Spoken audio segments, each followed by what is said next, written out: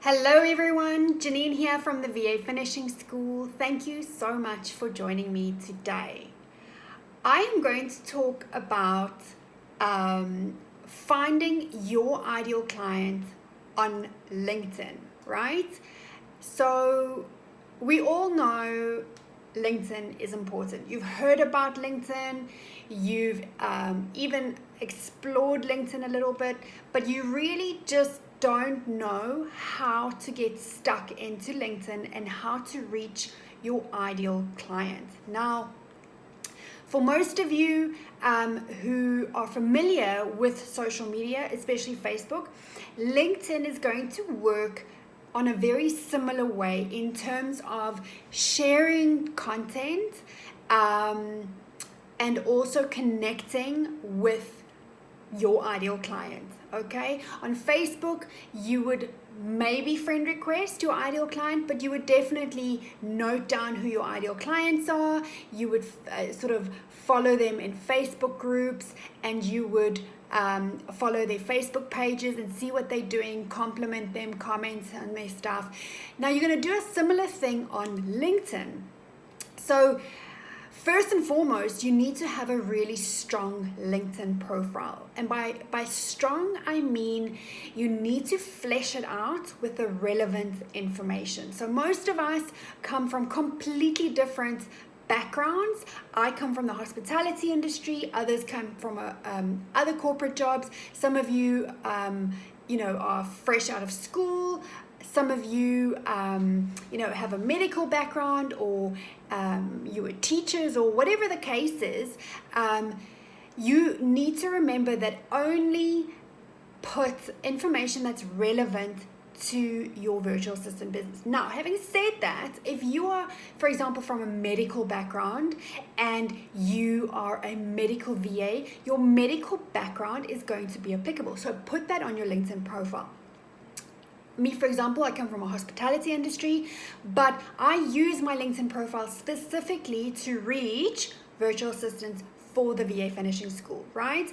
The virtual assistants are my ideal clients with regards to the VA Finishing School, and even though I have several other businesses, a digital marketing agency and a successful virtual assistant agency, I don't want to confuse people on LinkedIn and just follow everybody and anybody and send a whole bunch of confusing messages. So I'm very much creating content specifically for virtual assistants and sharing stuff on LinkedIn that's relevant to VAs. Now you need to do the same. You need to determine who your ideal client is, and then you need to create your profile.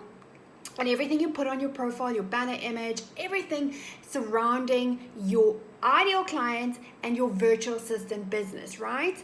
The lingo that you are going to use, the way that you're going to write your profile, it needs to speak directly to your ideal client. Then secondly, you need to identify who your ideal clients are, right?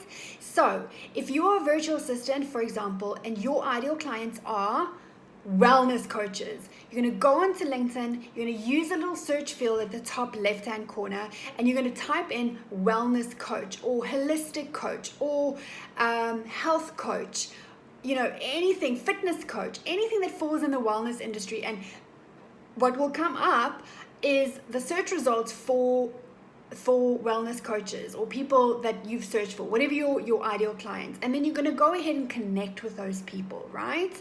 And once you've connected with those people, you can either first send a first contact message to say, hi, I'm Janine from VA Celebrity Virtual Services, and I am so glad to connect with you here on LinkedIn, and I look forward to seeing more of your great content.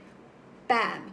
You don't have to make it really complicated, and you definitely don't want to make it salesy or pitchy.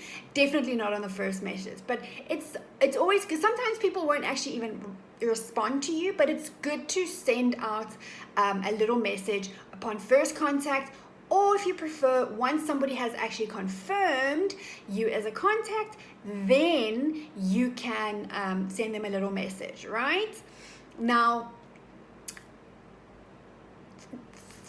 the fourth point that you need to remember with your LinkedIn profile is that you need to share relevant and unique content, okay? Nobody likes it when other people copies their content, so make sure that the content you share is relevant to your ideal client and it's uniquely created for your ideal clients and your business. Okay, so the other great thing about LinkedIn is that if you don't have a blog on your website, or you don't even have a website, use LinkedIn to make contact with your ideal client and to send that link to people, to share that with people so they can go and check you out and see what you are all about. Okay, LinkedIn offers you the opportunity to write articles.